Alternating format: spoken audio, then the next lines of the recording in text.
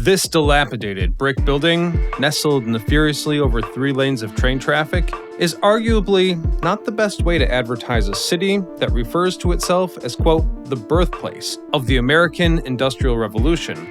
However, you'd be surprised to find out that this unassuming train station has had a rich and fascinating history. So join me to discover how something once so marvelous could end up abandoned. This is the story of Rhode Island's ghost train station. I'm your host, Ryan Sokash, and you're watching It's History. Let's start off with the basics. Before the arrival of European settlers, when the area that we now call Rhode Island was densely populated with Native Americans. Thanks to large quantities of fish, mostly salmon, this was a convenient place for indigenous people to harvest. And this continued to be the case after 1607, but change was due in 1642, when a sword factory worker, yes, there used to be sword factories, from England moved to the New World. Having recently lost his wife, he picked up work at the Iron Works, located in Massachusetts Bay Colony. Around 5 years later, his son, Joseph Jenks Jr., joined him at the Iron Works. In the 1660s, Joseph, then around 30 years old, moved to the colony of Rhode Island, where he quickly established a sawmill. He was then allowed to harvest timber on both sides of the Pawtucket River in return for a certain volume of lumber being provided to the landowners. Soon, he had enough money to purchase his own land in Pawtucket Falls, on the west side of Blackstone River. Once there, he built a forge and eventually, due to the influx of workers, established a village. The region soon became a hub of sawmills, grist mills, oil mills, shipyards, and a wide range of manufacturing plants. By his death in 1717, Joseph Jenks Jr. became a successful businessman and a respected public servant. And then, the city of Pawtucket was later incorporated in 1823, becoming a town in 1886.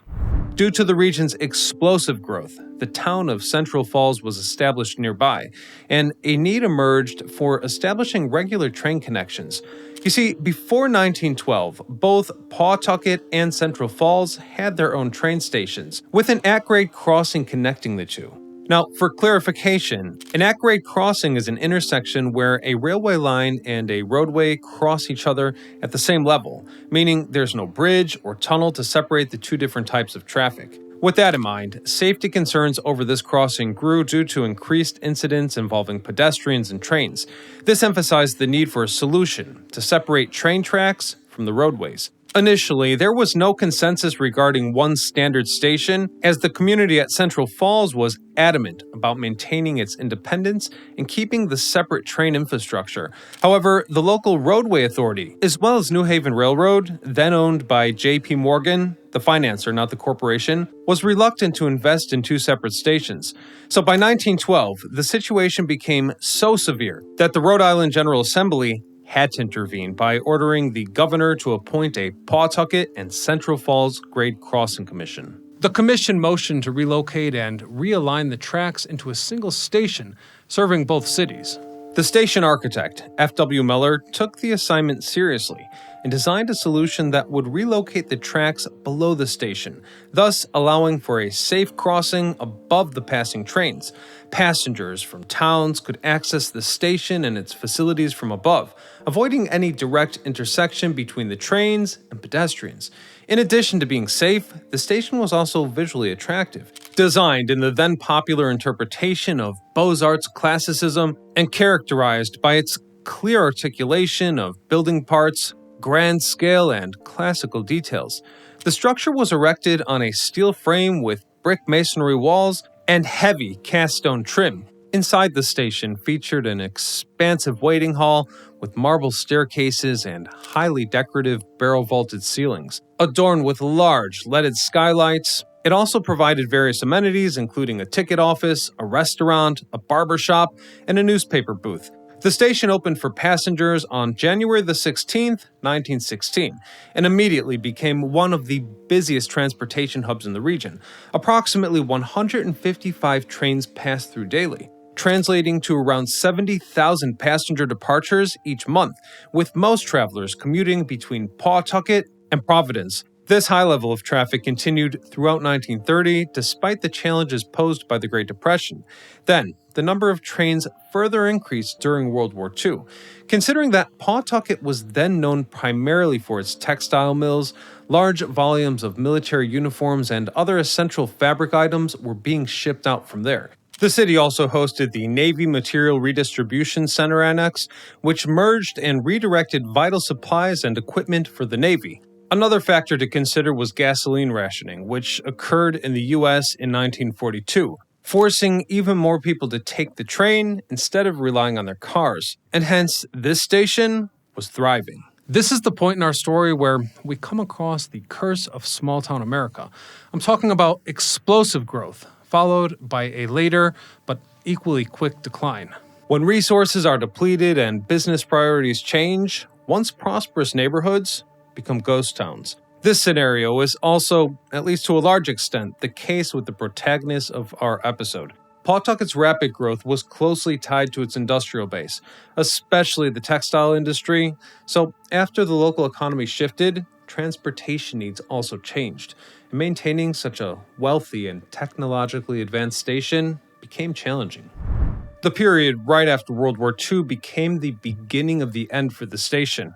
Following a long period of prosperity, it soon started falling into despair. When gasoline rationing ended in 1945, everyone suddenly wanted to return to driving cars. But there was more. The station's innovative design, for example, required massive maintenance costs for upkeep, an investment that New Haven Railroad could not handle at the time. Anecdotal reports from back then showed that as early as the 1940s, the station was already showing signs of neglect.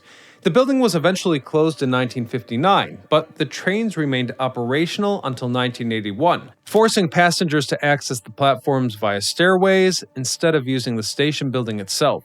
In the 1960s, the building was mostly locked up after the ticket office was closed and only minimal access was allowed.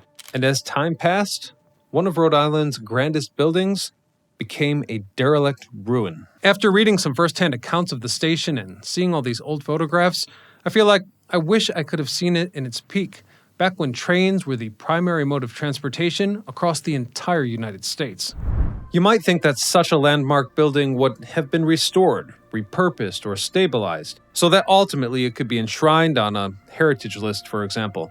Unfortunately, this was not meant to be. In 1984, the station building was considered for a nomination on the National Register of Historic Places, but the nomination was declined due to its condition and especially concern about its structural integrity. When train service to Providence was resumed in 1988, the Pawtucket Central Falls stop was not even included in the plan due to limited funding and the condition of the original station. Still, the combined population of Pawtucket and Central Falls reached almost 90,000 people in the 1990s. To address that demand, the MBTA opened a stop at South Attleboro, therefore bypassing the need to renovate the old station. It wouldn't be until 2005 when the idea of restoring the Pawtucket and Central Falls stop was revisited.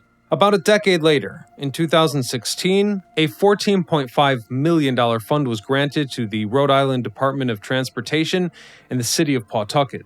I'm sure you can already tell where this is going.